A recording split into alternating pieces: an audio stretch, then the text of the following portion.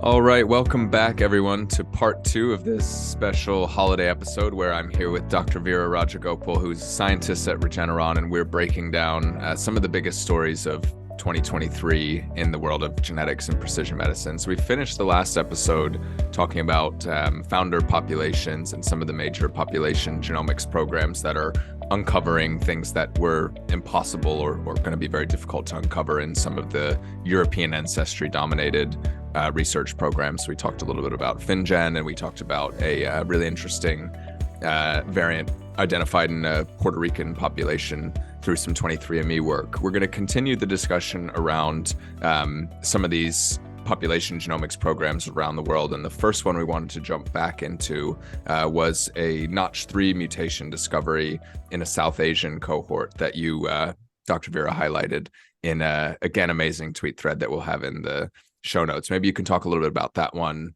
why it was so interesting to you and you flagged it up.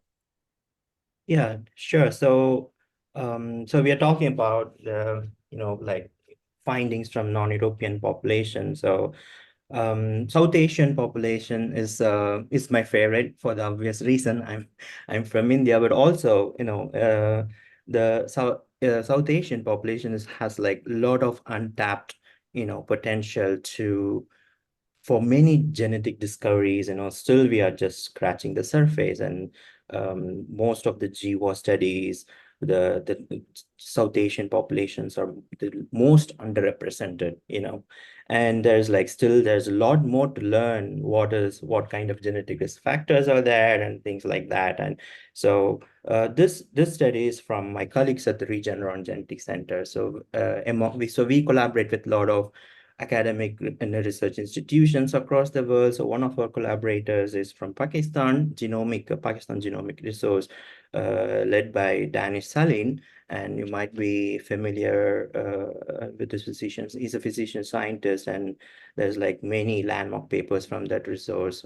One of the first human knockout papers came out from this resource.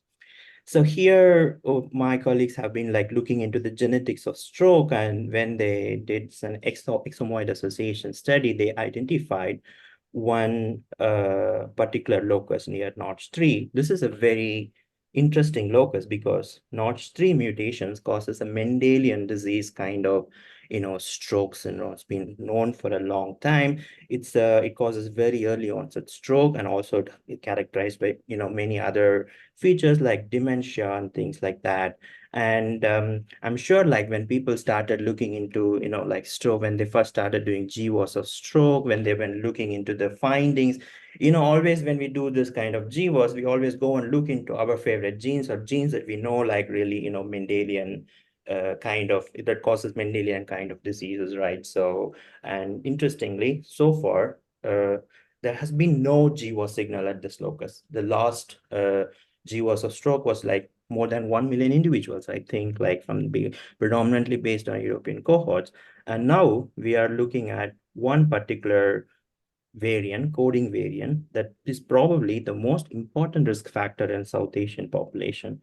And this is like really important because, for example, if we are doing a disease risk prediction, right, using genetic risk scores or anything, we'll be like completely missing out this variant if we are using an European-based GWAS to predict the risk factors. And also, this is like and very clear, we know a lot about this genes, being like it causes this Mendelian disease, been investigated for a long time, and now we know there is like a mild penetrant mutation as well, and this is a major risk factor. Stroke is very prevalent in South Asia. So this kind of is reminiscent of what we found in African populations, African Americans, for the APOL1 kidney disease, right? So it's like a very clear target population, and you have a gene, and then, there is a huge opportunity to make some big, translational impact, in these populations. It's a very similar situation here. That's why I'm very excited about this finding. And I'm sure like there are so many findings like this. This is just, the beginning of all this, important discoveries that will be coming from the South Asian population. Yeah, and there were a couple of really interesting things that stood out to me from the paper in this finding. I think the size of the population was around 75,000 Pakistanis who were sequenced. So first of all, orders of magnitude smaller than the million person GWAS that you've described before, but also great to see that some of these exome sequencing programs are getting to scale in places besides the UK. So I suspect in the next couple of years that kind of resource may reach hundreds of thousands of people, which is great. And also, I think they estimated that around 5.5% of strokes within this population could be attributed to, or at least have a, that particular variant in that gene as a major causal factor, which is pretty interesting in and of itself, that you're explaining a large fraction of a very common issue where there was really no clear genetic evidence before. So I think it's a pretty amazing piece of work that highlights both the underlying biology, but also seems like it could have a very clear and immediate impact within this population as well in the next couple of years. This is the kind of thing that you can think about screening for in families with a family history of stroke, for example, as part of a broader panel. So I think this is the kind of work that hits discovery, translation, and healthcare pretty quickly, right? You could see this having an impact on people immediately and not just being a research finding that is that's kind of curious. Absolutely. I think there's another paper that we wanted to highlight from South Asia. So there was, I think, the first probably large scale whole genome sequencing data set that did an interesting look at the genetic architecture of South Asia more broadly. So 5,000 whole genomes published, I think, in June of this year, or May actually. And you wrote a great thread about it in June. Maybe you can talk a little bit about that and why this paper was a landmark. Yeah. So so the reason why I was telling before, the South Asian populations, has like untapped potential for discoveries is like um, two major population phenomena, right? So one is like consanguinity and then endogamy. So these are cultural practices that's been happening for thousands of years. And endogamy is like, even a bigger one because of how the caste system has been organized for, since the colonization or even before that, but it intensified after the colonization. And these actually had a stronger impact on the genetic architecture of Indians like that's living today, right? And so we talked about Finnish population, we talked about Icelandic population. So these are all bottleneck population. And as a result of, like isolation, people have been marrying within this community, and this results in the increased frequency of rare deleterious variants, right? And so that also increases the opportunity to identify homozygous variants who might be a knockout for a particular gene. So now imagine like Finland or Iceland, but like 3,000 to 4,000 Finland, Iceland packed into a, country, and that Right. is India. Wow. So this is like you have so many castes, so many groups, and like there has been like some landmark studies on this that have clearly shown, you can actually quantify how much of, parental relatedness is there based on the genome, based on looking at the stretches of homozygous segments, right? Regions of homozygosity. But previous studies has been very scattered, and they use this, like DNA array data to look at some of the common variants. And this is the first time we are actually looking at the rare variants and the exome sequencing data. So this is from, a company called MedGenome in India. It's like an emerging company, and also they have collaborated with companies in US, and also a consortium, a big Genome 100K Asia consortium from Singapore. So they have accumulated samples like 5,000 whole genome sequences comprising of Indians, and also, Bangladeshis, and also Pakistanis. And there's like, again, they find all this, very high prevalence of loss of function variants, and then very high prevalence of people who have homozygous loss of function variants. And the very interesting thing is like when you actually look into the like the origin of these mutations, right? So the enriched loss of function variants in India, for example, is unique compared to enriched loss of function variants in Bangladeshis or in Pakistanis. That makes sense because like these enrichment happen within small communities. So now if you can zoom into this, for example, India, and you look into individual populations, individual, caste communities, each caste community or genetic clusters will have their own enriched loss of function variants. And often, often the genes with homozygous loss of function variants that you will see in this group probably is the only place in the world you will see. So we need a map of loss of function variants enrichments across the country. And this will not only help the people in the community, about what kind of diseases they get from these mutations and, helping them genetics testing, screening, and also, but also it helps a lot with drug development and things like that. And that is why people are really interested into this. And this is kind of, we get all these insights from this very beautiful paper. They looked into this and it's really nice. I recommend people reading it. But this is like, as we go, in the upcoming years, we'll be able to see more of this, all the human knockouts, loss of function variants, how much insights we get from these carriers.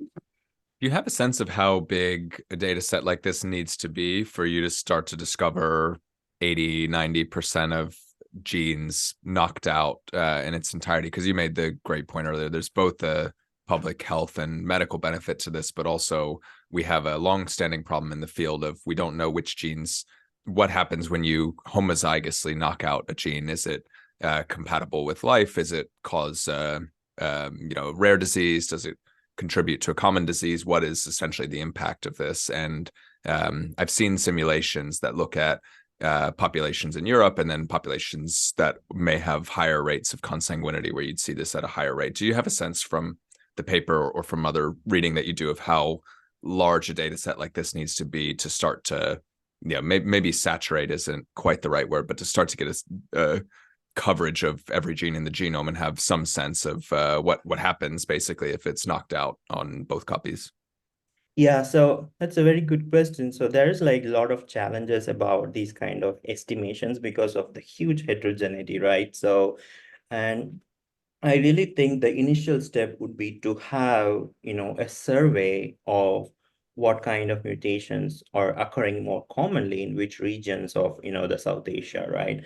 And then you can then, if, for example, there's like a big discoveries coming up from European-based studies or some important drug targets being developed, and then we can come back here and then, you can see, hey, this gene mutation is enriched in this region. We can do like, targeted sampling of that region to do a lot of studies. So that is how it should be, right? So then you can, based on that, you will know how many samples you need from this particular region. And this, for the same reason, is also difficult to have like a single imputation panel, like we have for other population that is going to work across the country.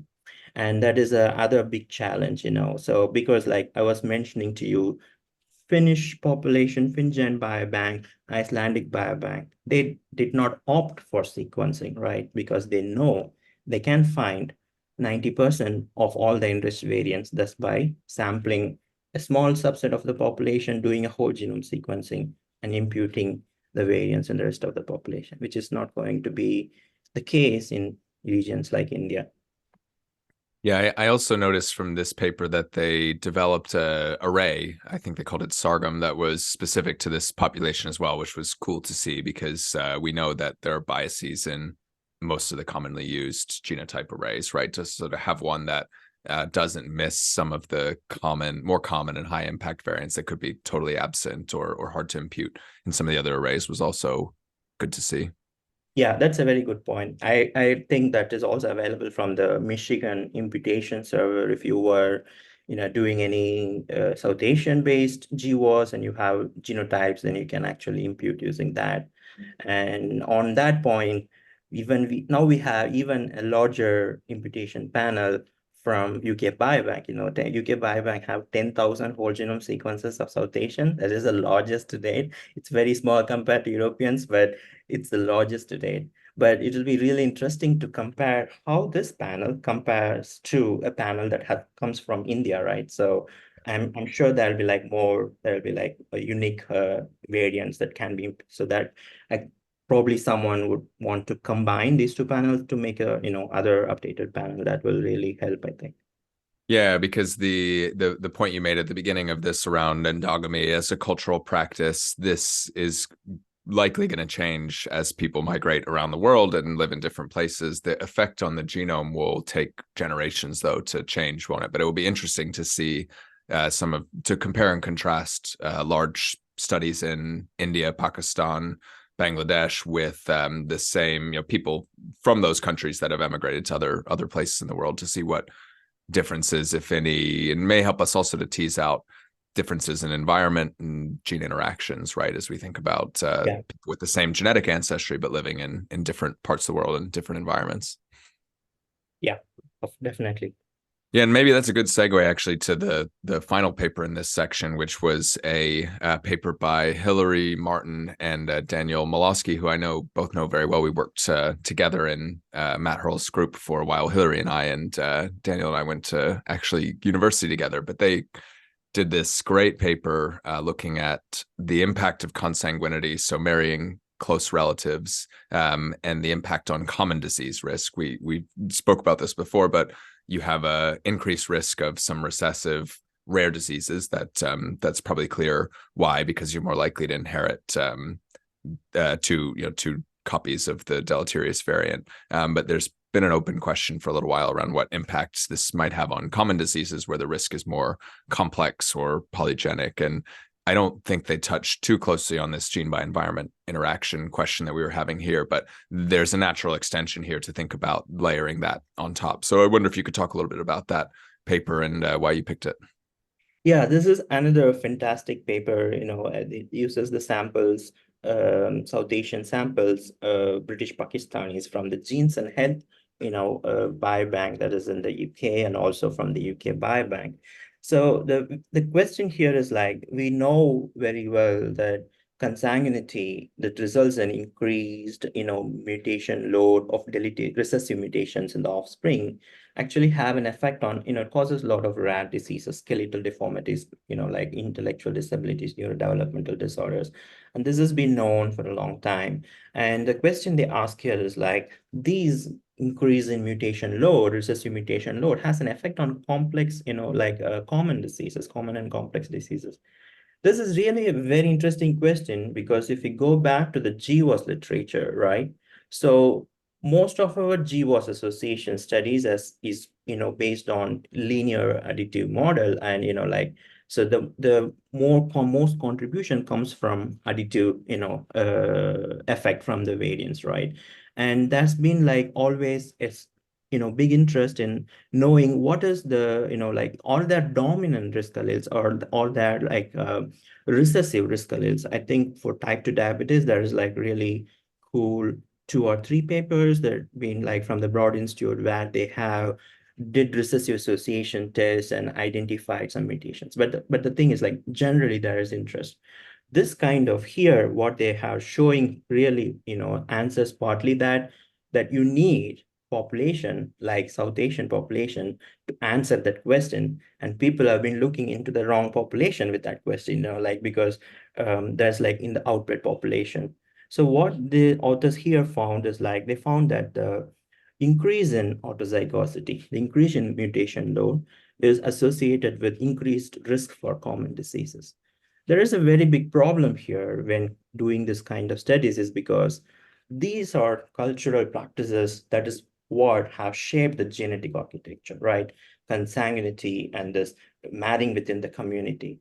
And so this always go hand in hand with all other confounding risk factors like religiosity or, having a very particular kind of diet or addiction to very specific substances.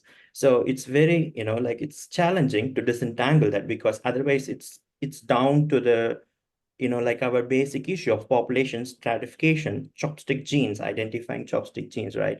But they beautifully solve this issue by looking at very, highly consanguineous, people who are offspring of parents who are highly related.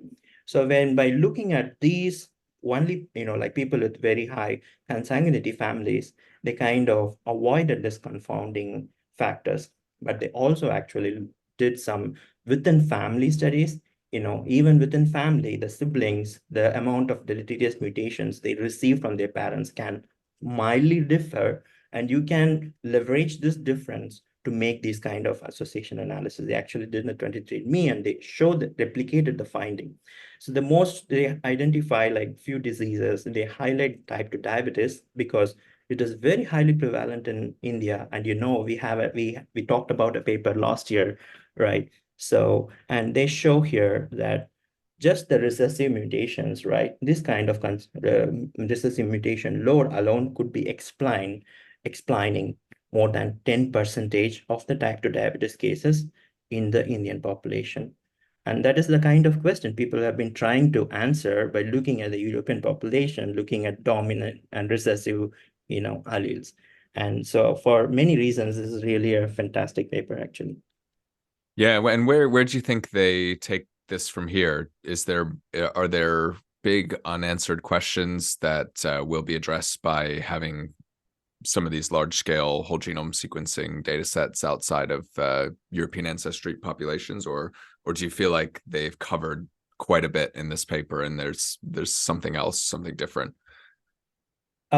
I think like the next interesting thing would be to go zoom in, right? I mean, this is like genome-wide statistic.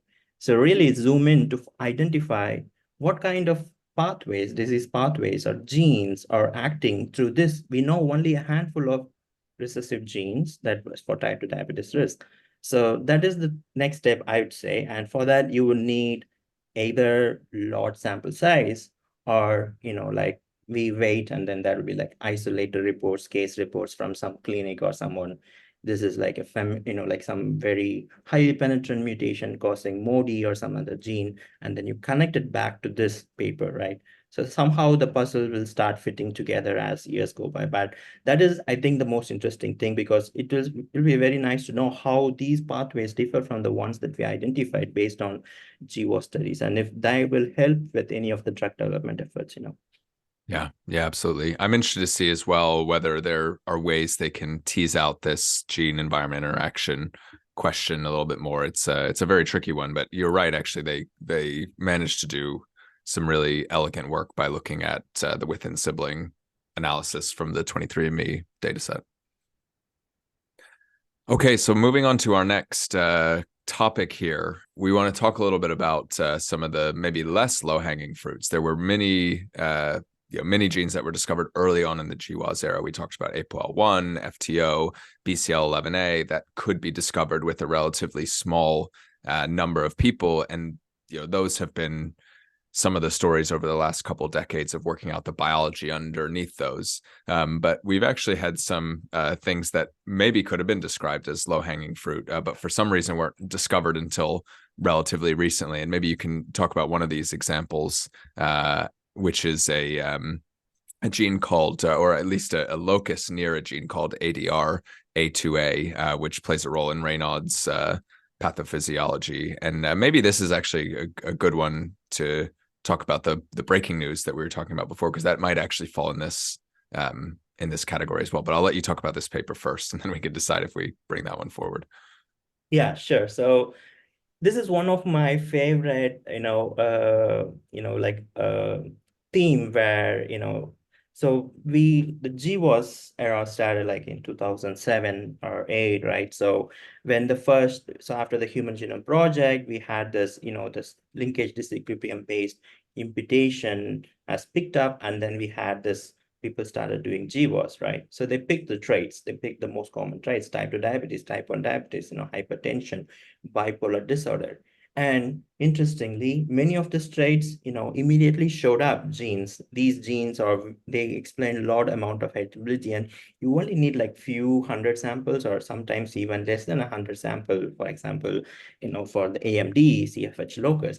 And so the important question here is like, how many such locus are there?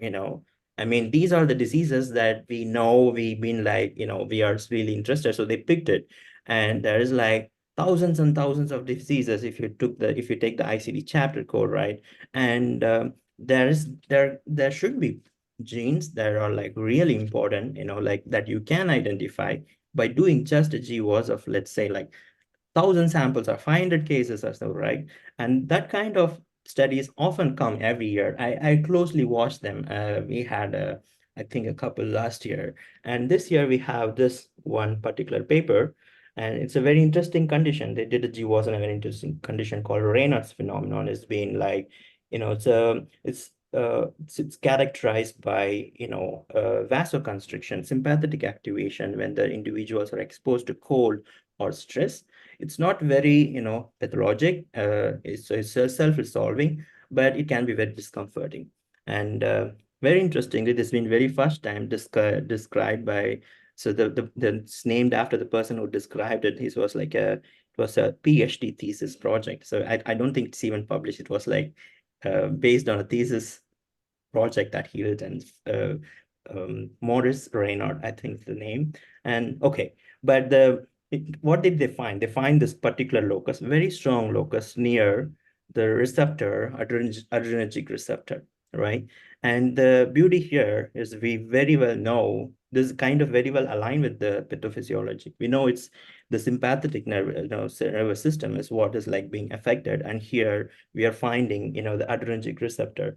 And this is known for a long time. I mean, like even for like in 90s, they have shown using experiments by giving adrenergic blockers, specific receptor blockers, and see which blocker actually, relieves the Raynaud phenomenon. And it's like what they find here is exactly the one that they demonstrated previously. And but it also adds in another, like the subtype. So previously it was like mainly focused on ADRA2C, but it seems based on the GWAS, the ADRA2A is probably having the, much important role in Raynaud's phenomenon. So this is like a very, satisfying finding, but also it's something that you could have found if you picked this trait like in 2007 or 8, it's just, you need like, so very few samples. This is like reported by two teams. The the striking thing is like, one team, the team from the Finland, they actually, did this analysis. They used the Finnish samples, they used the UK biobank, then the couple more sample. And there is like, you will see the picture, the plot in the paper. There's like 4 Manhattan plots individually in each of the cohorts have genome-wide significant hit for ADRA2A. I don't think I've seen ever like that ever before. You Yes. like do the meta-analysis and then you get the significance, or you have a genome-wide significant in one paper, then you replicate it like 0.05 or something. It's Right. like 4 independent samples. Everything is giving genome-wide significance. It's such a strong locus, and it's like amazing to see. We didn't know this all these years. Yeah, so I guess that the interesting point here is why did something this strong and go undiscovered for so long, and also how many other are these lurking out there? I was thinking as you were saying this, so they did this in 4 different biobanks, as I think you mentioned: UK biobank, Estonian biobank, FinGen, and then I think there was one more. Were there anything that changed in these in the last 2-3 years that meant it couldn't have been discovered before? These are common variants. It's a phenotype they'd known. Is it a question of just there are so many phenotypes to look into and not enough scientists? What's the rate limiter for us finding? Because you're right. I mean, you could think of anything and everything that you could ask on a questionnaire or that you could pick up in a medical record. There may be low-hanging fruit to discover, and it's this is the first time I've thought about the fact that maybe there are some really obvious ones that are, maybe it's not obvious, and I don't want to disparage the great work they've done, but this is a kind of GWAS that maybe could have been done 10 years ago that nobody did, and I wonder why. Yeah, so I'm sure there are like so many different, like disease traits like this, and it's just a matter of like which one you give importance to, right? So, and also uh, someone to take notice of this, right? So, um, I'm sure like a lot of time when you do, like people nowadays do like phenome-wide association, right? Every time your biobank comes up, all of us are UK biobank, let's do an association analysis across all the phenotypes that we have, all the ICD codes, and sometimes you also find this in that kind of scan. But I think, but it also, it's a lot of time you will find only when you have, when you actually you are looking for it, and this particular trait. And for some reason, this trait might not be even included in your phenome-wide association analysis. So it's a very interesting kind of theme that I really like to, like I watch for like this kind of findings. Yeah, and maybe this would be a good time to talk about this interesting late breaking story. So we're recording part two. We took a little break in between part one and part two, and this story came out in the meantime. But I know it was on your radar already. This seems like it's maybe in the same category actually of the gene had been studied for some other phenotype, but then very smart scientists put two and two together and linked it to something that was previously maybe buried in the literature. I wonder if you could talk a little bit about this, and we can cover it now. Yeah, so just a few days ago, there was a paper in Nature from, scientists from MRC, Cambridge, some of them are like endocrinologists, very big shots. For the last author, Stephen O'Reilly, he's a famous obesity researcher. He's the one who actually mapped some of the very first monogenic Mendelian conditions of obesity. And so really endocrinology, genetics is, I really love endocrinology. It's very fascinating. Often the mechanisms will be like really, really fascinating to look into. So what they found here is like there's like this GDF15. It's a cytokine, it's a hormone that is actually increased during pregnancy. And they found this is actually the major protein that is responsible for a condition called hyperemesis gravidarum, which is characterized by very severe nausea and vomiting. Like a big proportion of pregnant women actually suffer from this during early trimesters, like early part of the pregnancies, and this sometimes can be very severe. Right? The first author, actually, Marlena, in this paper, she actually also had this condition, and that is one of the motivation for her to like to study on this particular condition for her, like, in her whole career. It's a very interesting story. So it's been like it's a long evolving story. The GDF15 protein itself was found as like in 1997. I think it's some component of serendipity in that, like they were looking into proteins that's been associated to macrophage activation, and then they found some very new protein that they never saw before, and they got interested into it, and then they cloned the gene, and then only they found the GDF15 gene. And so so these people, I think it's from the people, Australian scientists, they've been like following up from then on. So they found that then they started looking into which tissues are being expressed, and they found that there is like this RNA, this gene is like abundantly expressed in the trophoblast in the placental tissue. And that kind of led to them to study, is this like gene is highly expressed, is this increased in pregnancy, like condition. And they found, yes, this protein is like really high during the pregnant condition. And this is like, it probably secreted from the fetus, and this could be an evolutionarily evolved response for the fetus, because it's a cytokine to fight against the pro-inflammatory cytokines that's been produced by the mother. And so that is the starting. But then the story really evolved over the past 25 years, I think. So the one of the main early finding, it is again from the same scientists who cloned the gene. They found that this, when they were looking into what all the tissues that's been secreting, they also found it's been like highly secreted by cancerous tissues. And so they looked into the cancer patient, and the cancer patient GDF15 levels is high. Why it is high? And then they've been like looking into that. They found that GDF15 levels is what causing this patient extremely aversive to food intake. And this is kind of, like causing them for some reason, making them to, like lose their appetite. And this is one of the reason contributing the cachexia, like condition that you see, right? And that actually resulted in very big interest. This is like a protein which actually makes you eat less in loss of appetite. So it's obesity target. So that kind of, so I think many company, particularly industrial researchers, took up this, and it's been like intense research. And in 2017, that is the biggest, like the breakthrough in this whole story, is like they discovered the receptor for GDF15. And I still can't believe that four independent research teams from four different companies actually, found it. They independently discovered it, and they all got published side by side in Nature Medicine.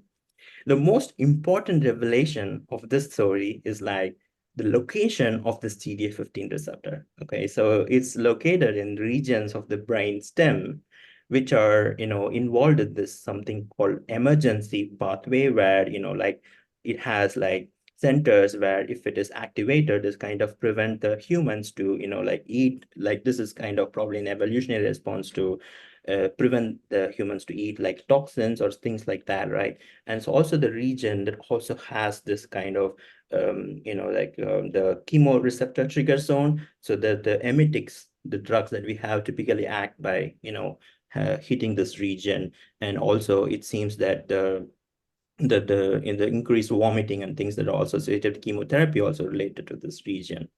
Right. So, and the what happened is like Stephen was one of the, person who actually got this, where in the presentation when it happened, even before the publication, and they were telling about the location, and he is like been interested in all this, right? And he remembered about the GDN of the 15 association with the pregnancy, and immediately it like he got interested, and he kind of predicted that this should be something to do with increased vomiting in, like in pregnancy. And then he started working on it, and this is what was like, so he started putting the puzzle one by one. And this is on the one side. On the other side, like I said, the first author of this paper, she has been suffering from this condition, and so she's a scientist, she's a geneticist. So she thought, okay, no one is studying about it, right? So that's other important fact. So like I said, the initial discovery is like they identified that it's increased in pregnancy, but for some reason, for the next 20 years, no one like really keenly looking into why it is increased in pregnancy, but people are like crazy about using this to identify targets to treat metabolic conditions, obesity, etc. So Marlena, she wanted to study this, and she did this GWAS of, hyperemesis gravidarum in 23andMe with collaboration 23andMe, and she found that strongest locus was GDF15, and it was like really very interesting. And she also found that there's a signal near GFRAL, that's like the receptor gene, right, for the GDF15 when looking into the severity of hyperemesis gravidarum. It's and it's very well fit with what's been known, and like that's how they kind of like Marlena and Stefan, they kind of met each other, and those teams then they collaborated with a lot of other people. There's like many scientists in this in the story, and they kind of put together. Okay, so the major revelation, what is the major thing about this paper is that all this means like all these puzzles is getting put together, and now at some point, okay, we know that GDF15 is increased during pregnancy, right? And there's a spike, and this because like it's been secreted from the fetus, and that is like hypothesized before, but they actually, for the first time, I think, like they empirically show that. And so that is fine, and it is a risk factor, and it is causing the hyperemesis gravidarum, and there is a genome-wide locus for GDF15. But there's like one part of the puzzle that doesn't fit well. That is, when you look at the genetic variations associated with this hyperemesis gravidarum, it said that people who have genetic predisposition, right, genetic variants that increase the GDF15 level, right, they are actually at lower risk of hyperemesis gravidarum. And there is, so Marlena also worked on an exome-wide association study. She actually worked in collaboration with Regeneron Genetic Center, who actually helped her sequence the samples she collected. And in this, that's like a lot, not a large sample, but they identified one deleterious missense variant, which they predicted to be deleterious. At that point, they didn't know, but it was like it increased the risk for hyperemesis gravidarum a lot. And later they found this is actually, it prevents the secretion of GDF15. So it's associated with very severe deficiency. And what it says is like, when you have a rare variant that really causes very low level of GDF15 in you, it actually increases your risk for hyperemesis gravidarum substantially. So common variant finding, rare variant findings, both did not fit well with our known biology, because more GDF15 actually causes, higher risk for hyperemesis gravidarum. But Stephen, being an endocrinologist, his intuition was that, okay, if this is the case, then there is a possibility that GDF15 system could be acting, could have like a ligand-induced desensitization, might be there. That could be the reason. Like this is the one that we also see in a lot of other hormonal systems. And so he tried to, see if that is the case. And it turned out that's actually the case. So they did mice studies. They primed the mice using low dose GDF15, and then they gave an acute bolus injection of GDF15. It actually did not cause any, uh, did not reduce the food intake. That is a very established effect of GDF15. But if you don't prime the mice with low dose injection, it actually had an effect. It loss of appetite, reduced food intake. And that is like animal validation. Then they also did a human validation. To do a human validation, basically what you will need is like a naturally occurring genetic variation that raises your basal GDF15 and non-pregnant state GDF15 to very high levels, right? So those people probably are immune to hyperemesis gravidarum. Unfortunately, at least so far, we don't know that there is no such variance, right? So, Yep. but it turned out there is a rare Mendelian condition, thalassemia, right? So people with thalassemia actually have very high levels of GDF15. Like I mentioned before, GDF15 is produced by many tissues and cells, and it seems the red blood cells also, like hematopoietic cells also produce this under stress conditions. And so they use this as a system to see, then if it is true, then women with thalassemia should be immune or at least have a very reduced risk of hyperemesis gravidarum. And we know that the fertility is very low, right, in people with like probably homozygous, but at least in the, like the moderate, penetrant conditions, people or do get pregnant and they give birth, right? So they looked into women with thalassemia and they found that impressively only 5%, less than 5% of the pregnancy actually had any kind of nausea and vomiting, which is compared to more than 60% in the general population. So it's amazing, but most important thing is this might end up in a very, treatment for hyperemesis gravidarum. They have clearly shown GDF15 is a target, and also that its receptor, GFRAL, is a target. Like there's multiple ways you can treat. So one, you can actually do some kind of vaccination like approach where you actually, sensitize desensitize the women before they get pregnant. If like they might get it, like their family history of, like severe nausea, vomiting, something like that. But you can also use, like something like antibodies to GDF15, or you can even prevent GDF15 to go and act on the GFRAL by, knocking down or prevent, like blocking the GFRAL. So there's like so many different pathways, therapeutic pathways, and this like I'll closely watch this. It's going to be like really amazing story how it ends up. I think it's a fantastic story. And the other thing is, like you said, you put this correctly in this topic.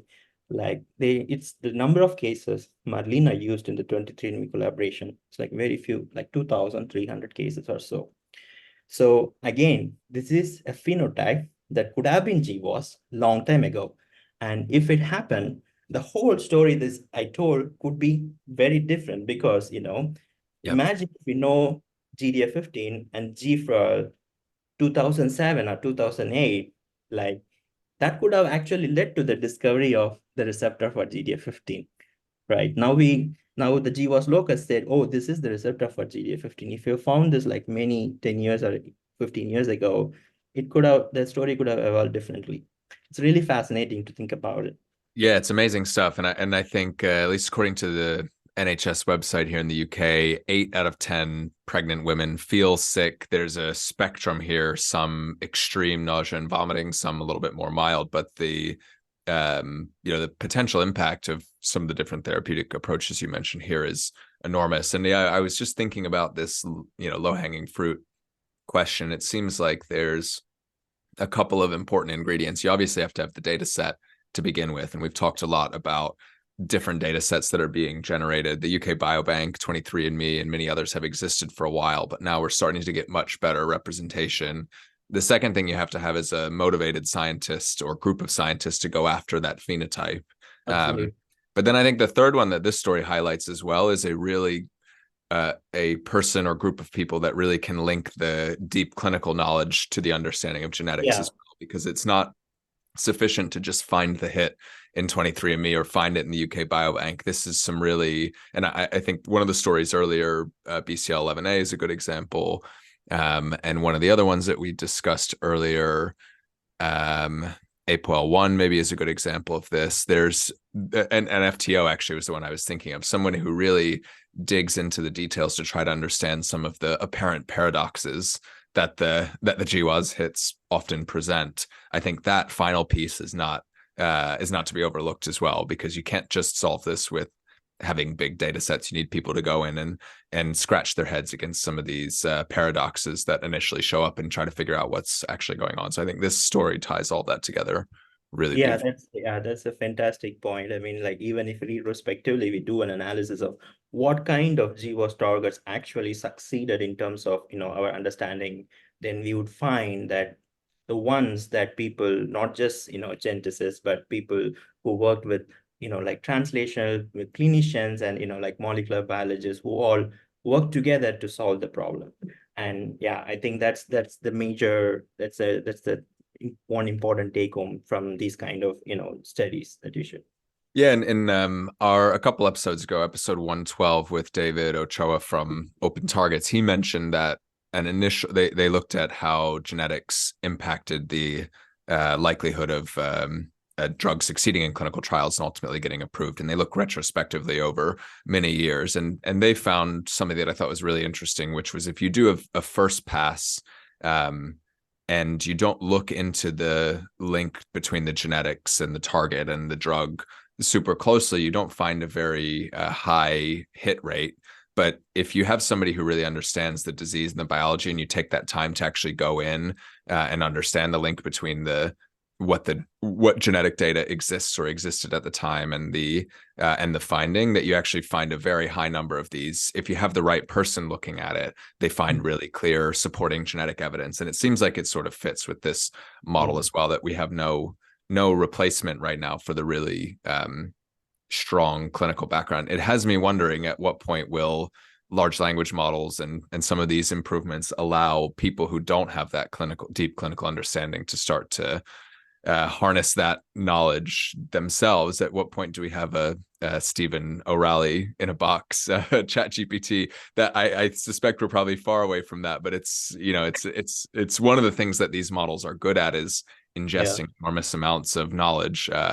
They're also very good at hallucinating and making things up, but it has me wondering at what point this becomes something that is available to everyone as well, but maybe not soon. Should we transition on to some interesting rare variant discoveries? And actually, I think we're Yeah, going to so talk I about think we're it. still in the same theme of kind of Yes. low-hanging fruits, but being like looking at the common variants, very similar theme in the rare variants.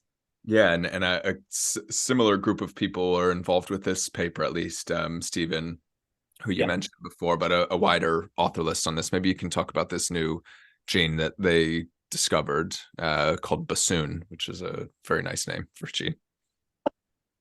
Yeah. So last year when we have been like discussing about many rare variant discoveries, right? GPR75 and things like that. And that is because that's when the UK biobank exome sequencing just got out, and like people are doing all these discoveries.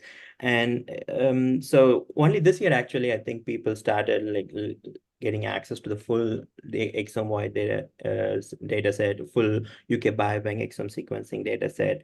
And I've been like think I was like expecting to see many more, like associations, but I'm not sure if I actually did. But this one particular association, it's very interesting because many teams found it, and firstly, like this is for the BMI, right? BMI is, I think, is one of the most studied traits in the UK Biobank. I think like there should be like at least 10 papers on people looking at the rare variant associations. So this kind of slipped away in the radar of, like RGC, or maybe but they later maybe did, I'm not sure. But it was not reported in the paper that they, published in the Science. And because they looked into like kind of burden associations less than 1%, and then people have been like doing analysis in different ways, looking at very, like severely damaging rare variants, very rare variants, right? And so this came up, and like not one from, like two or at least three teams. And they found when you look at this very rare loss of function variance burden, there is like this gene BSN3, where people, or like the effect size is really huge. It's even more than the effect size. You look at like heterozygous carriers of mutation, like in the MC4R gene, which is a very well-known established, Mendelian obesity gene. And this is really impressive because, it's interesting that we didn't know about this gene all these years. Like MC4R has been like discovered maybe like 20 years ago or so. And you can call that like a low hanging fruit in the rare variant space, right? And we are finding some kind of intermediate hanging fruit, I can say, like, and it's very interesting because this is doesn't look like, what we typically see in the Mendelian obesity genes, like this open leptin melanocortin, pathways. This is kind of a looks like a neurodegeneration gene. It's very interesting because um, like this gene has been also implicated. With this actually, how they initially discovered this gene was by looking at the transcripts, in the cerebellum of Parkinson's patients. So at that point, they didn't know anything about this. That's how they first found this gene BSN3. And so now they find this association of the obesity. And interestingly, just a few weeks ago, there was like a paper on early onset Parkinson from Indian population, actually. That would have been another paper in the list if I Yes. looked into all my tweets properly. So now I remember it. So one of the genes that they found with the Parkinson is like BSN3. So it's very interesting. It brings neurodegeneration and severe obesity in together, right? So, and I'm really looking forward to see how this gene pans out. I mean, this is a preprint from MRC, but there's also a publication from Wendy Chung and other people from Columbia University. And interestingly, like one of the like disadvantage, or like from the UK Biobank or things like that, when you actually look into the association, you cannot go, like look into, for example, if you ask a question, how's the appetite of these people? All these people, like, and those questions you cannot answer because you are restricted to phenotype, right? Actually, this team from the Columbia University, they scanned the, like the exome genome of a cohort of extreme obesity. They identified two women and with the loss of function variant in BSN3. And it's like they have extreme obesity. One is like one of the patient was an African American woman who had like 60 plus BMI at the age of 15. And the other one also like had extreme obesity because of severe hyperphagia. And both of them had gastric bypass surgery. It's the kind These rare patients actually give little more details on patients carrying this mutation. And this is really interesting. And I don't think those patients had any kind of evidence of neurodegeneration or anything. So there is something happening with the how the mutations results, right? Whether it's results in obesity or Parkinson's disease, or it's going to be very interesting to see how this pans out in the upcoming years.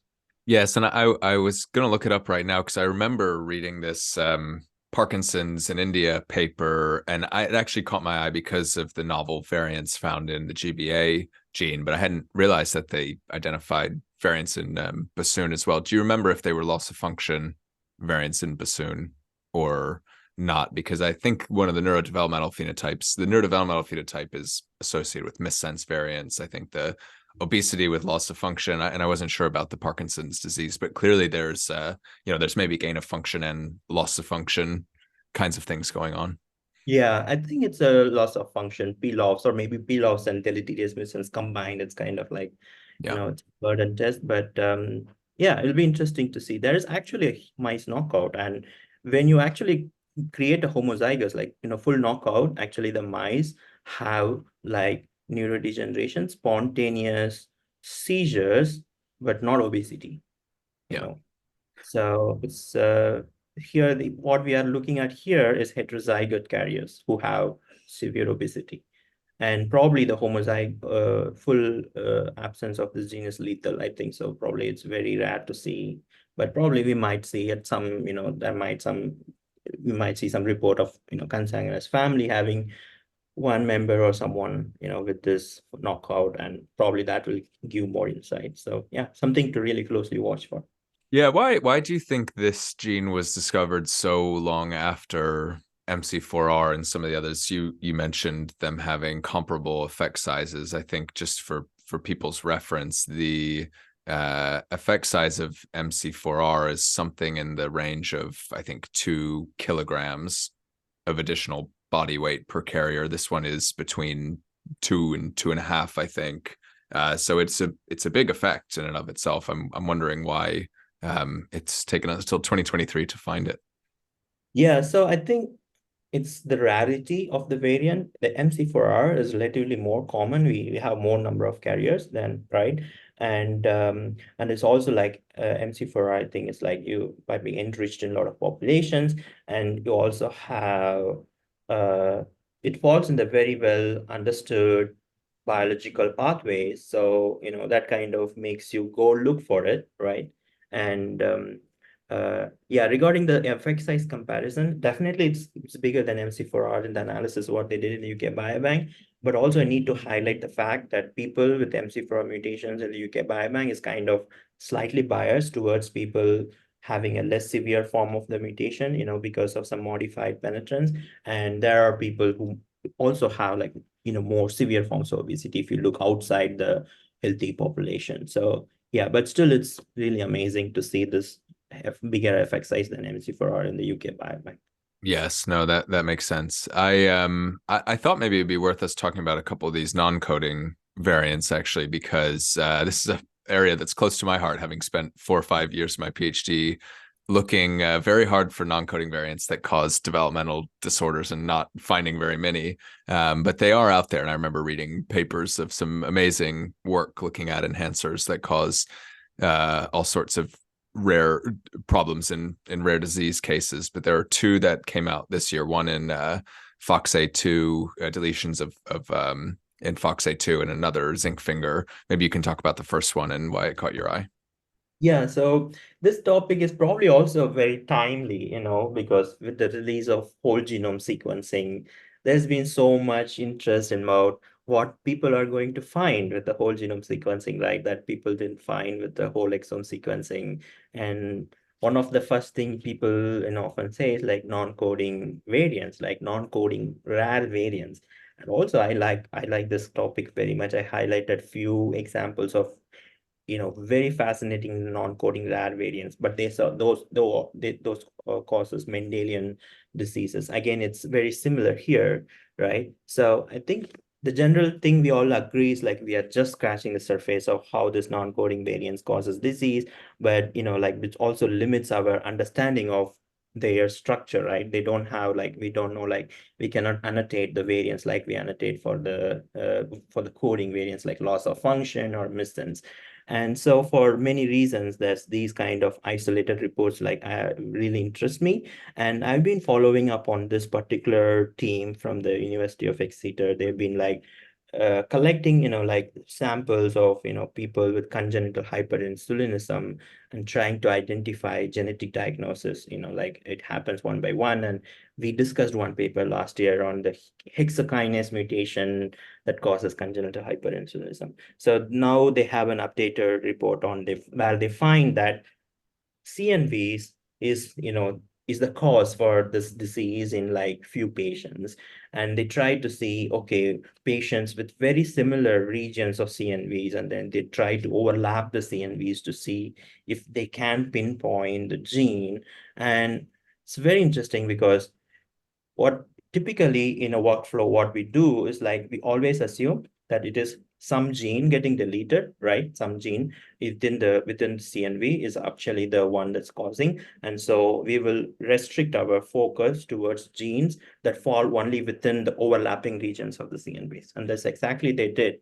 They triangled out some 5 or 6 genes, and none of them had any kind of link with, like biological link with the hyperinsulinism. And then, okay, they decided, okay, let's extend the window a little bit.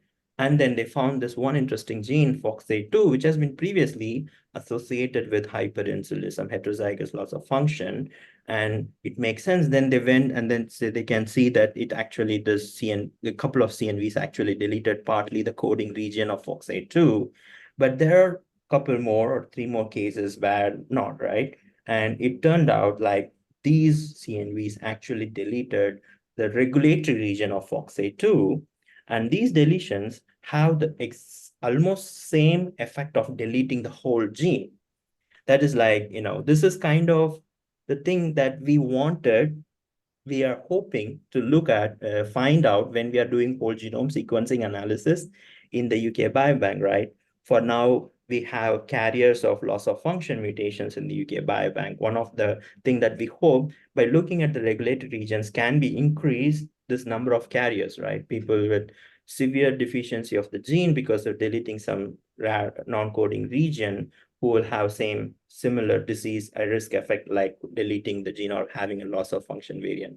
It's going to be extremely challenging, but these are all very nice examples, like to go, like see, have like an empirical data. It is possible that there are regulatory regions, if it is deleted, that can cause a loss of function like effect and the disease, very similar disease. So that is the FOXA2. And the other one is the ZNF 808. It's slightly different, but again, it boils down to the non-coding region. So this is here, it is a transcription factor, and this is like people from the teams from Exeter, Cambridge, and Finland scientists. And this is like some of the same scientists from the, Exeter also involved in this. And what they found here, so here they are looking at trying to establish genetic diagnosis for, like pancreatic agenesis, people, who are born without pancreas. And so here they identified like two patients where they had homozygous loss of function of ZNF 808. And then they did all the function analysis. It's very interesting because like this gene actually is a transcription factor. And the function of this gene is like it silences all the transposons in the genome. So loss of this gene actually results in aberrant activation of transposons. So our very next topic is tandem repeats. We will come to this, but transposons is comprise 50% of the genome. Most of them are dormant, right? And activation of transposons causing disease is something very, like it's very early stages. There have been like few cases, but that is like a whole area, right? And this kind of falls under that. And the most thing that really interested me here is this gene is actually specific to primates. It's not a conserved, it's not a conserved gene. So I don't know if we discussed this during our last, year podcast when we were looking at when you're discussing the whole genome sequencing paper from the decode. One of the interesting finding is, so they did this constraint metrics, like sliding window analysis, where they look at what all the regions in the whole genome where mutations are very less than what we expected. So those are probably disease enriched regions, right? And what they found is almost 50% of the constrained region, the non-coding constrained region, are specifically seen in humans, and it is not absent in other species. So, human specific constraint, right? So this is one, I think the first example I've seen where a gene which is like primate specific actually causing a neurodevelopmental or like a developmental sorry, not neurodevelopment, developmental disorder causing pancreatic agenesis. So it's a very interesting, like other aspect, the other important, very nice thing they showed is like when they actually, this is important, this gene is important to actually, like control the trajectory of this gene expression programs where decide whether control the fate of these different cells, whether they become liver or whether they become pancreas. So loss of this results actually pushes all the gene expression programs towards liver, and so that they also show using functional studies. It's a very interesting paper, but like I'm interested. I was like found this very interesting because of the non-coding aspect of it, and also the constraint, the primates, first primate specific developmental disorder, I think. Yeah, I think the point about conservation and or lack of evolutionary conservation and the novelty and evolutionary time of this gene caught my eye as well because as I mentioned before, spent a lot of time looking at the non-coding genome, and there are these interesting segments of the genome that are ultra conserved, so they're nearly exactly the same all the way back to fish or flies, or even further in some cases where, and from the reasons you named, you'd suspect that maybe they are critically important. But then there are other regions of the genome that are called human accelerated regions, which were those that are ultra conserved, but then in relatively recent evolutionary time, they've changed a lot, for example, between humans and primates. And again, there's a question there of, are these human accelerated regions particularly important? But then you mentioned a third here, which is totally novel, at least to humans relative to other primates or other species. And I think one of the things that's been a challenge for the field more generally is understanding the language of regulatory regions. And it'd be interesting to talk about UK Biobank and long read sequencing and some of these other points a little later in the show. But we still seem very far from understanding the language of the non-coding region. And I don't know that the whole genome sequencing in the UK Biobank will necessarily solve that, because there's probably some kind of cell specific grammar that we really need to understand through large scale cell screens and maybe large language models. Thinking of the regulatory space as a language could be an interesting way to think about this as well. But it seems like we're still far from cracking the code of the non-coding genome in the way that we know the triplet code of the coding genome very well. But this is a good example, I think, is the more examples that we find of non-coding regions causing disease, we can start to work backwards from those and understand a little bit. Once we know how it gets broken, maybe we figure out how it's constructed in the first place. Exactly.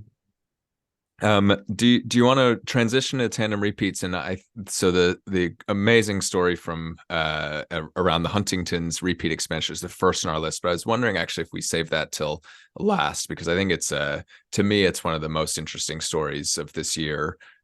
Just from we can finish on that one, and then we'll go into the, not predictions maybe, but themes to watch for 2024. Does that sound good? Let's start with the STR mutation rate paper that was definitely news to me, having spent a lot of time learning about de novo mutation rate in SNVs in my PhD. I didn't think much about STRs, but we've got the data now to do it. Yeah.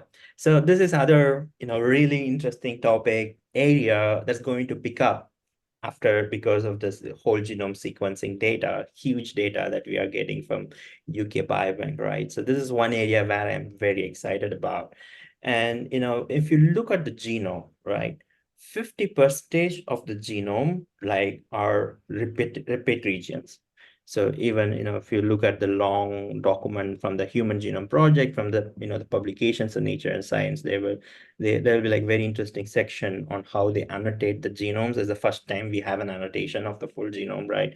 50% of the genome is repeat region. Of this, 45% are just transposons. They are jumping genes, as we could say.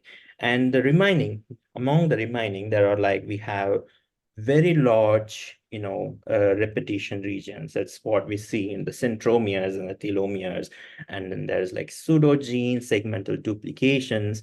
Then we have this very interesting type of variants called short sequence repeats, right? So it's just the repetition of one, 2, 3, 4, few base pairs again and again and again, right? And so traditionally, they divide this into two categories. One is microsatellites, and the other one is mini satellites. So the microsatellites are, I think, 2 base pairs up to 10. Some people say 7.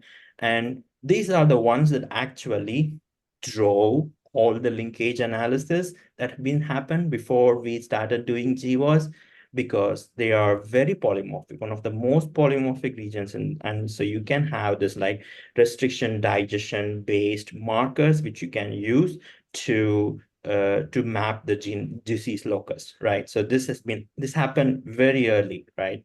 And these are the ones that's been also used as a DNA fingerprinting. And so a lot of neurodegeneration related, repeat expansions and things like that, like triplet elliptic expansion, they also fall under the microsatellites. Then we have the mini satellites, like more than 10, or this is called as VNTR, variable number tandem repeats. This is something we still don't know. But the interesting thing is, like, there are some that are very common. Like, for example, there is a VNTR in the promoter region of insulin. This is the very first risk gene associated with type 1 diabetes. And then there are a lot of VNTRs that's been classically studied for candidate gene associations. We still have to look at the data to see if those are true, because like a lot of the GWAS disproved all the candidate gene hypothesis that happened before, but the VNTR hypothesis is still there because we haven't looked into that. So that's one thing the UK Biobank is going to help. And so the decode paper is very interesting because, they are uh, typically all the mutation rate papers come from decode, because they had this very beautiful multi-generation data set where they can actually look into, the mutation rates across the generations. So here they look into the STRs, they particularly look into the microsatellite mutation rate. And I think the most important impressive finding here is, like, we know they are very highly mutable regions. And so they give like an data empirical estimate, right? So it's like they say around 13, 63 to 65 mutations per person per generation. You need to compare this with the single nucleotide variants, right?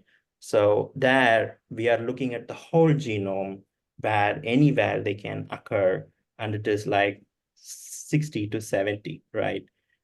This STRs they are looking at is just only 1.5% of the genome.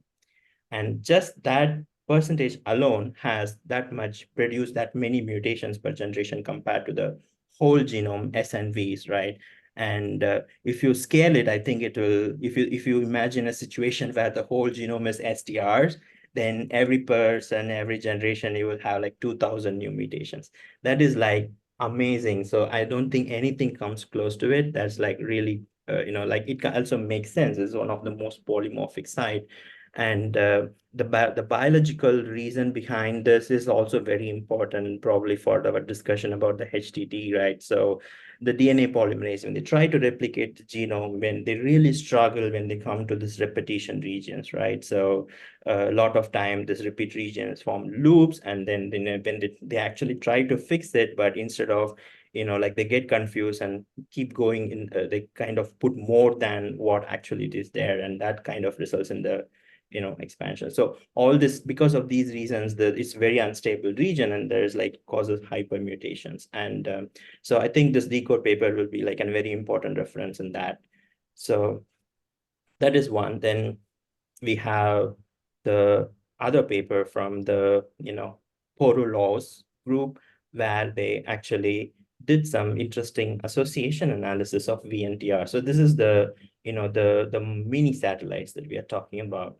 So the very interesting background fact of this paper is that this evolution of data sets from the UK Biobank. First we had the array data, then we had the sequencing data. Then we are having now, like, the whole genome sequencing data. And often people, companies fund this, but there was like a competition about who gets hold of the finding, who discovers things first, right? And there are this, so people like, who are expert in this imputation, like Paul Raw, and, people from there, they actually do this, like, every time just try to do this, before, for example, they did this imputation of whole rare variants even before whole exome sequencing was available. And they found all the, like, a lot of interesting genes even before we can do it. People did it with the actual data. And it's a very same way they actually recently, last year, they published this repeat regions and the coding regions of the genome. They published two important findings. One is the AKN for the height, and the other one is the LPA. Repeat regions has been known. They gave a lot of new insights, right? And so this year, they have published a paper in the Cell where they look into the repeat regions in the not coding region, focusing on the VNTRs. And the major, take home here, there's like so many interesting analysis here, at least for our discussion here, is that they identified a couple of genome-wide significant locus where the actually causal variant is a VNTR. There's two interesting findings. One is like glaucoma. There is a genome-wide significant locus at near TMCO1. This is one of the strongest locus identified very early in the GWAS timeline. And it turned out the causal variant here is actually a VNTR, 28 base pair variable number tandem repeat. Similarly, colon cancer, I think that's discovered this gene, there is like this genome-wide significant locus at EIF3H gene, and this been like identified very early in 2008. It seems the causal variant here is like a 27 base pair variable number tandem repeats. So there is like whole bunch of like list of these kind of genes sitting in the GWAS catalog where the causal variants are actually structural variants. There's like a very beautiful paper from Decode last year based on like long read sequencing where I kind of identified a lot of such examples. We'll be like looking at a lot of these as people start analyzing the whole genome sequencing data. But the interesting thing is there are people more intelligent, more brilliant who can predict this, impute this even without any whole genome sequencing data, just based on like this haplotype sharing and linkage disequilibrium. And it's really fascinating. And yeah, it's really very, very interesting paper. I presented it in a journal club in our RGC actually. Yeah, I think it is a super cool paper, and for figure 3, if people do want to look up the paper, has a really just a very clear plot that shows how many repeats someone has, and then the glaucoma risk, intraocular pressure that's around the glaucoma locus, but it's quite a clear effect and a pretty significant one. And these aren't uncommon.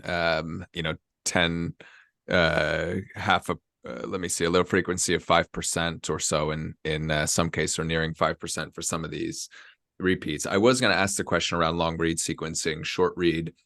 So I think these papers, they use clever imputation methods, then they validate with long read sequencing. But I'm wondering, from your perspective, is there a huge amount that's going to be discovered here when we start doing large scale whole genomes using long reads, or is this have these been kind of statistically worked out where we shouldn't expect to see a blossoming of many new micro and mini satellite discoveries that come out of long read sequencing, or is it the case where we don't know what we don't know until we do some of these studies in a major way? Yeah, I think it's very difficult to guess that. Definitely, it's like just using a short rate whole genome sequencing, we're not going to find a lot of this, but that will boost some of the association analysis.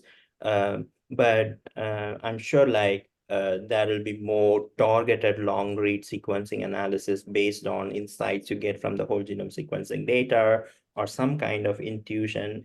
Maybe this is like caused by some structural variations. Speaking of which, now I remember there is this is also a very low-hanging fruit locus for frontal temporal dementia. There is one TMM106B locus been found very early on, and we never knew what was the causal variant there. And recently, two independent teams actually did this long read sequencing, and then they identified an olive element that is inserted into the promoter of this region, and they showed this is actually the causal variant. I mean, these kind of more, targeted, so they only targeted this region, and then they made use of some of the long read sequencing data, and then they beautifully identified the mapped out the causal variant.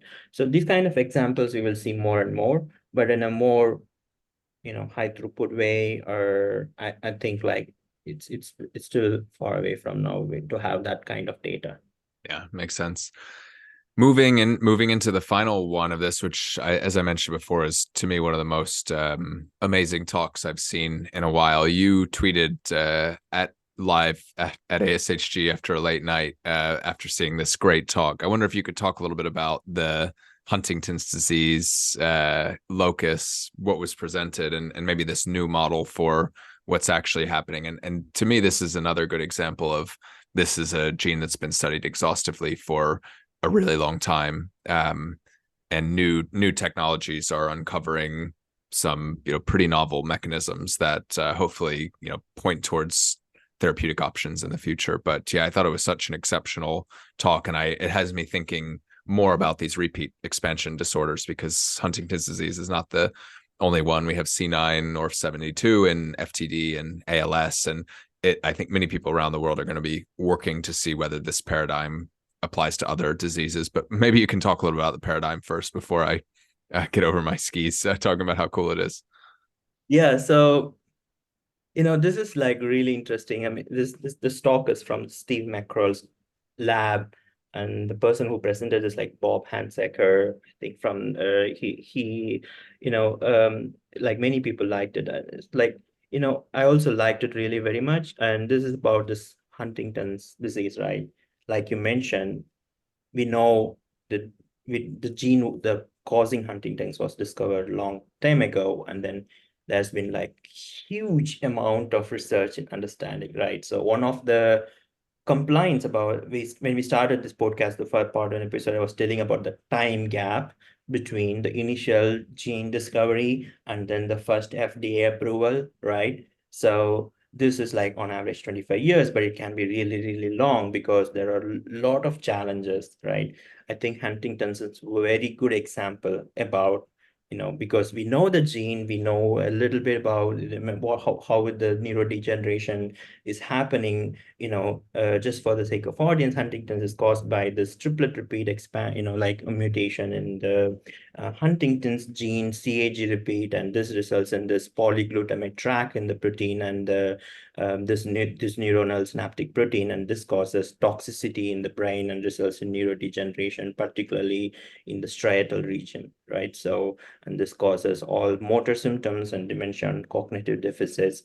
And yeah, so here, like what we know about this is like we know there is like this triplet repeat, and and then like the number of repeats each person can have in the population can vary, and people who have typically, I think, more than 37 actually have or like develop Huntington's disease.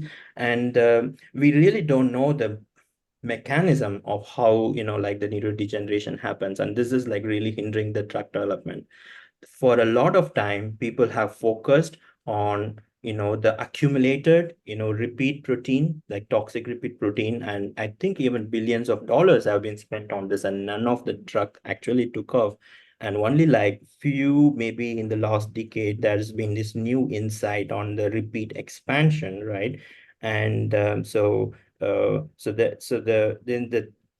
people started thinking like, you should be focusing on preventing the expansion of the repeats rather than focusing on the accumulated proteins in the brain, right? And this comes from a lot of studies. There's like a GWAS of age of onset of Huntington that actually showed this mutation in DNA mismatch repair gene actually affects the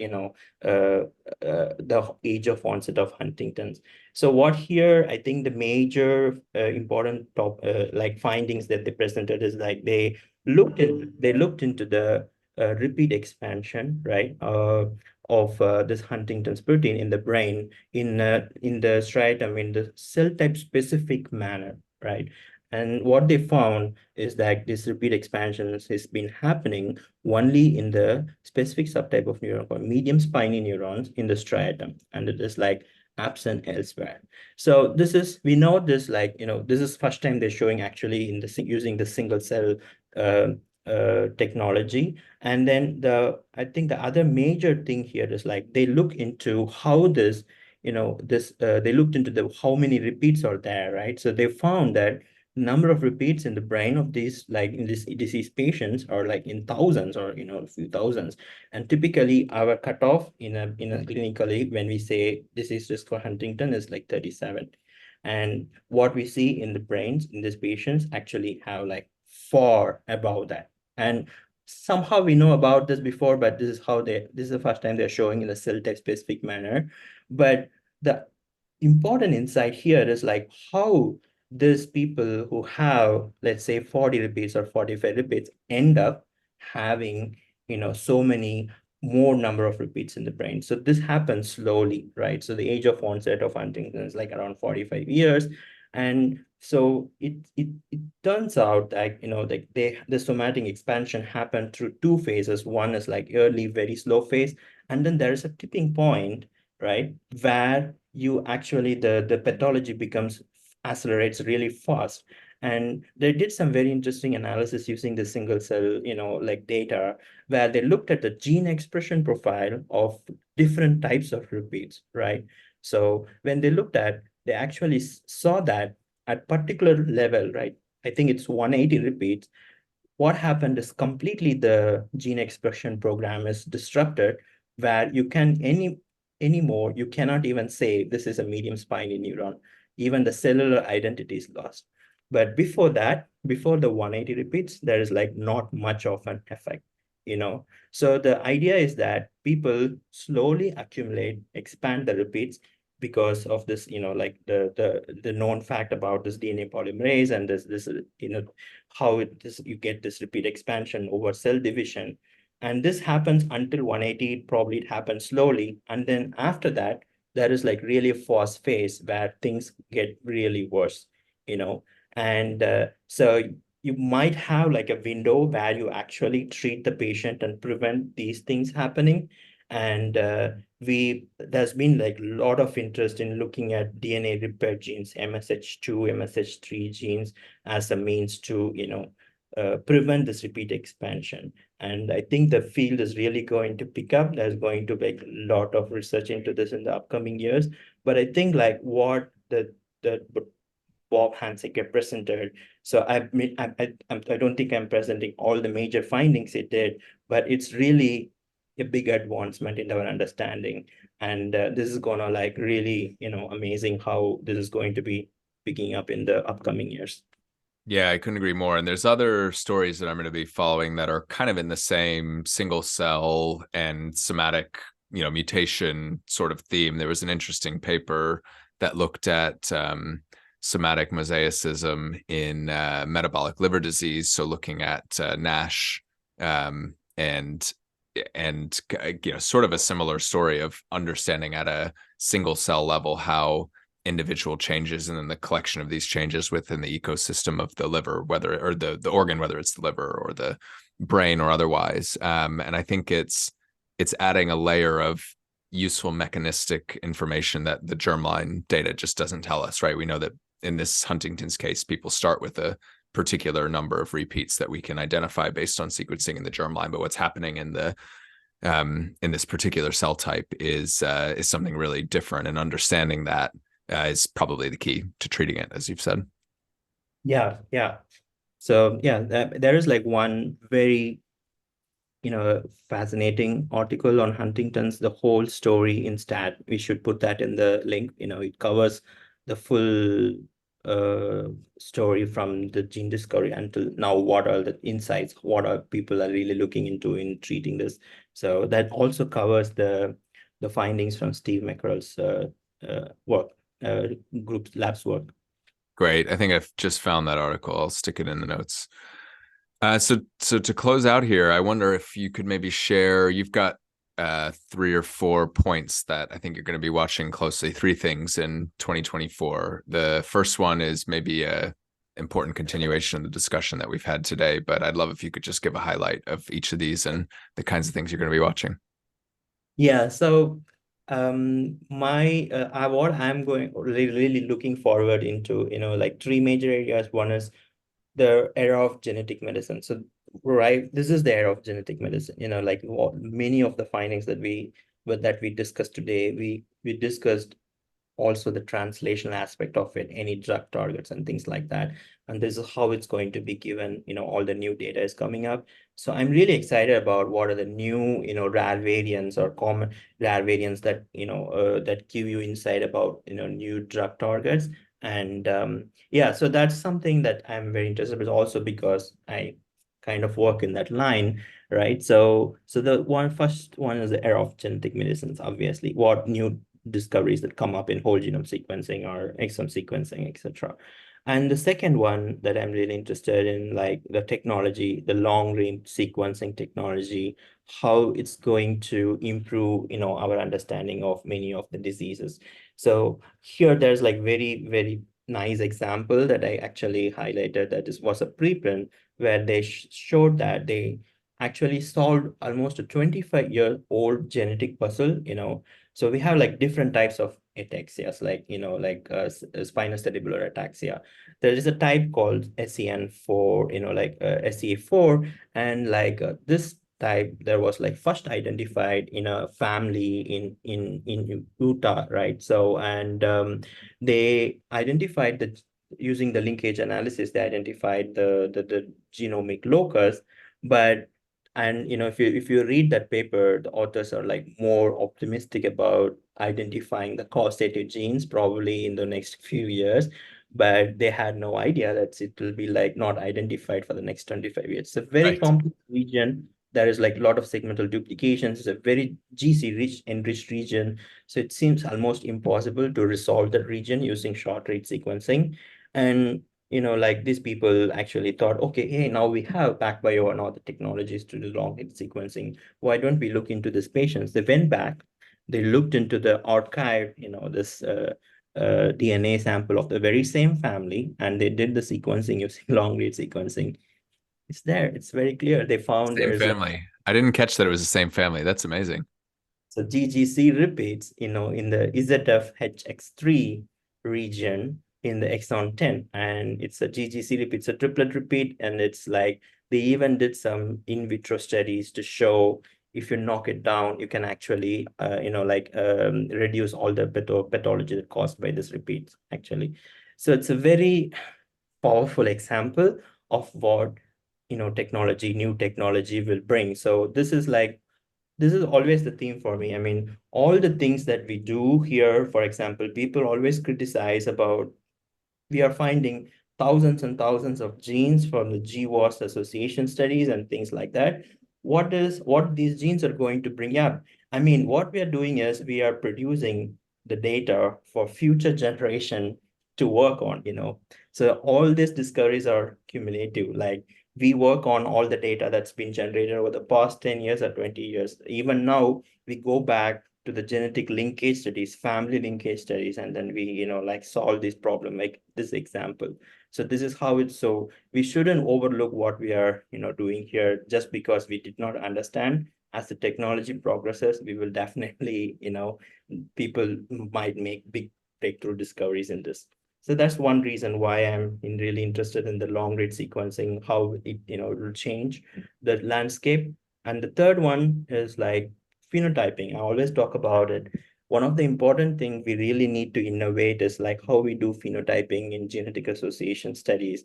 And this is really, really important for conditions like, brain-related conditions or psychiatric disorders, neurological diseases. We really don't have like endophenotypes, like, you can just go and do an LDL cholesterol genetic association study. You can find protective genes and you can use this to develop drugs for cardiovascular diseases. It's not that simple for diseases like schizophrenia or bipolar disorder. We need to innovate the phenotyping. One thing that I'm really excited about is going really very proximal to the DNA, looking at, cellular level phenotyping at the cellular level.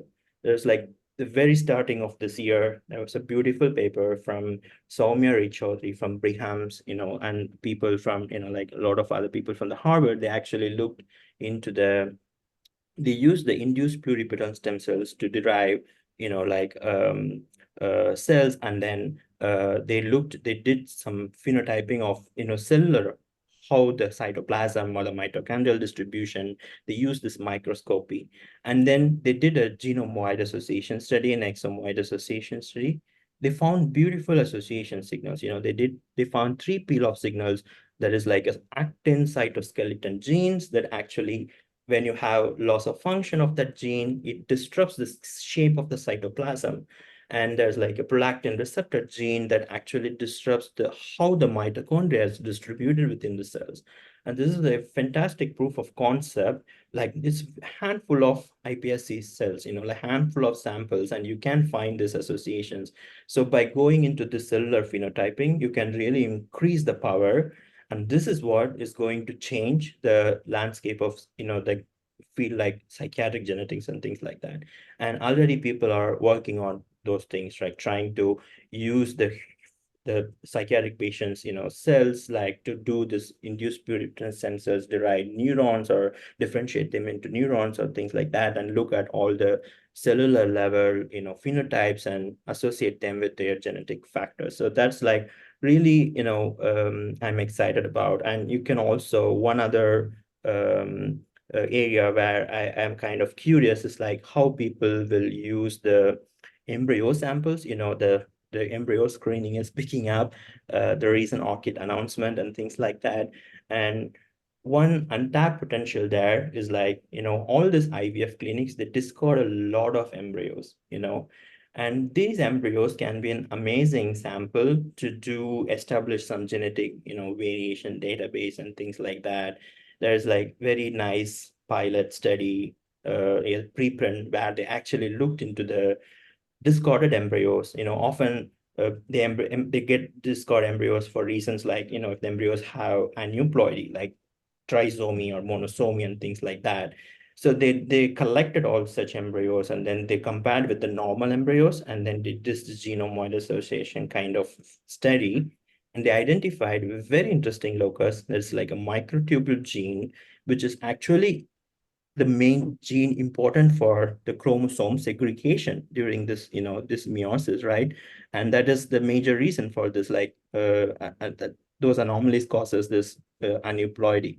It's a fantastic proof of concept where you can use this kind of samples to do that.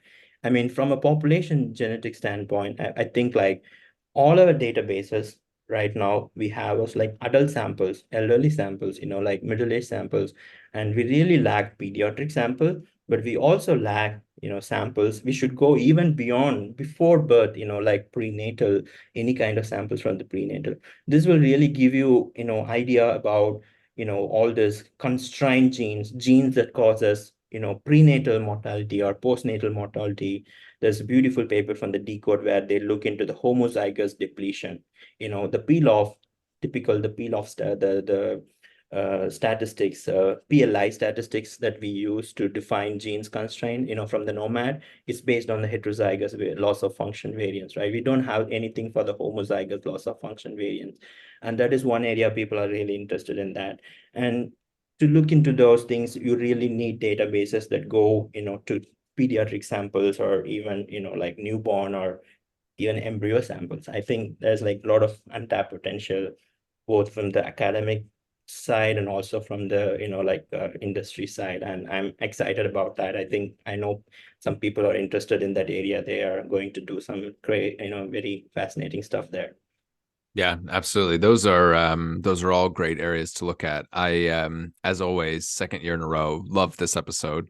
I think we've covered an enormous amount of ground. We discussed that we'd probably hit somewhere close to the 3 hour mark on that, but that's okay. But hopefully it gives people something to do over the holidays, catch up on anything that they've missed in 2023. I am always amazed by your encyclopedic knowledge of everything that goes on in this field, and also the great storytelling that you do. I think at the heart of all of these is a really interesting cast of characters and people who focused on some corner or giant open plane of new biology that they could uncover. And I think you do an amazing job telling the story about not just the new findings, but the people behind it that are able to figure these things out. So thank you as always. And I'll just give a very quick plug again that I think everyone, if they're on Twitter, should follow you.